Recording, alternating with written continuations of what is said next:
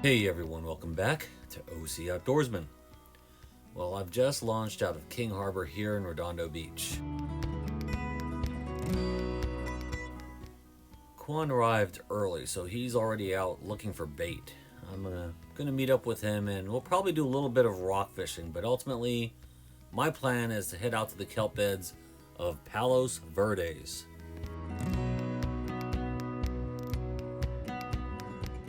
As you can see, it's pretty early. It's well before 6 a.m. The sun is just now starting to come out. Quite a few of us are fishing this morning. Just behind me are Anthony, Mike, Fernando, Hulk, and Kayak Dan.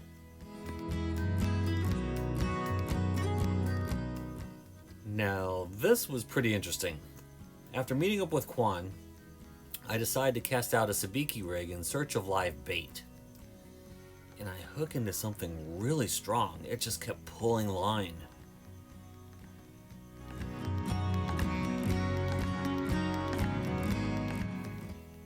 As you can see here, it turns out that I caught a bat ray.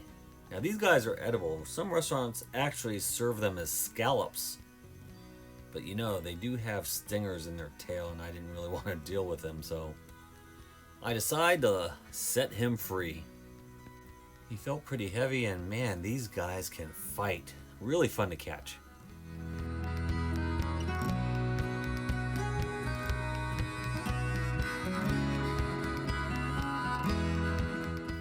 Catching a bat ray on a sabiki rig was a first for me. And check this out. Here's another first. Landing a sculpin on a flatfall jig. Keep in mind, flatfall jigs like this is a 200-gram flatfall. They're typically used for tuna and for lingcod and large rockfish. And I land a sculpin with it.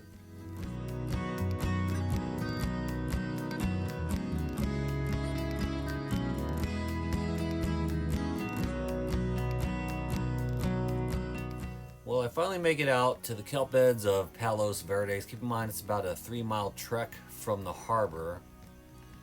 And here I spot a sea lion out there in the kelp, which is never a good sign because they tend to scare away the fish.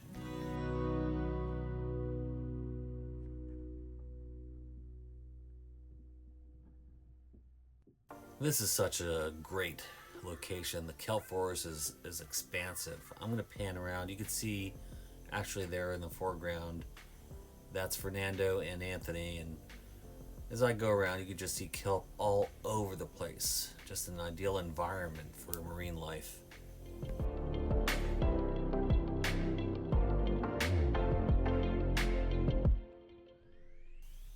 And here's the first sheephead I land of the morning. Now he's definitely under 12 inches, so I let him go. Soon after that, I catch another sheephead. This too is a bit short, so it's catch and release.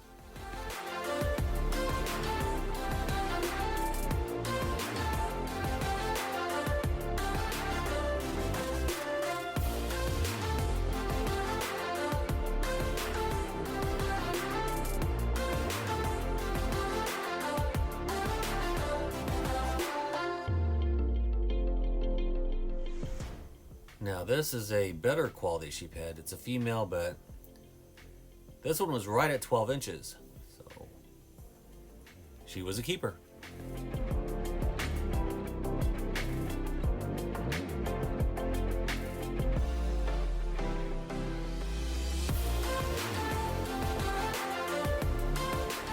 After casting out another shrimp, it gets slammed on the descent, which is a pretty good sign that you just caught a calico bass.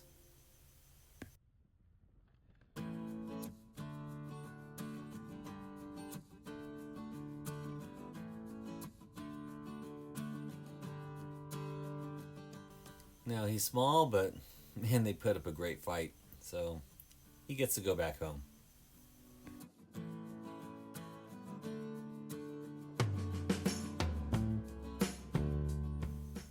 Here I've sped up the footage because it took me a while to land this fish.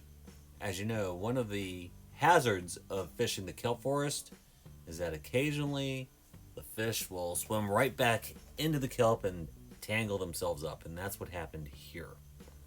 So I was constantly letting line out and then pulling it back in, and ultimately I land this nice sheephead. This one came in right at 14 inches, and he was a keeper.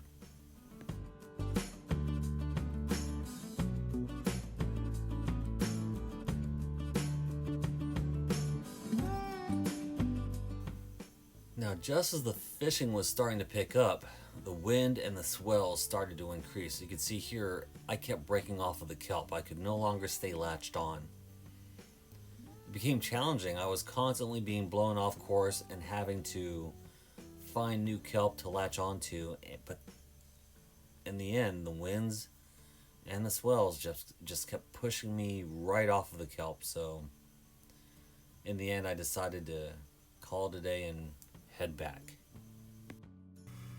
After spotting some fish on the meter here, I decided to stop and cast out a bait, but they just weren't having it.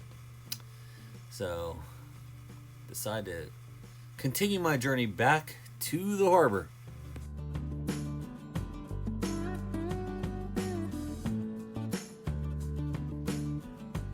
So here I'm making my final approach to the landing point.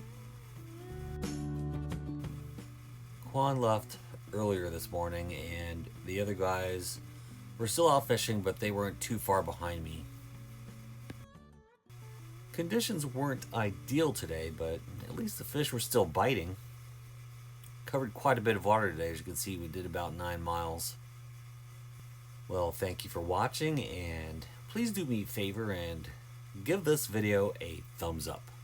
Thanks again.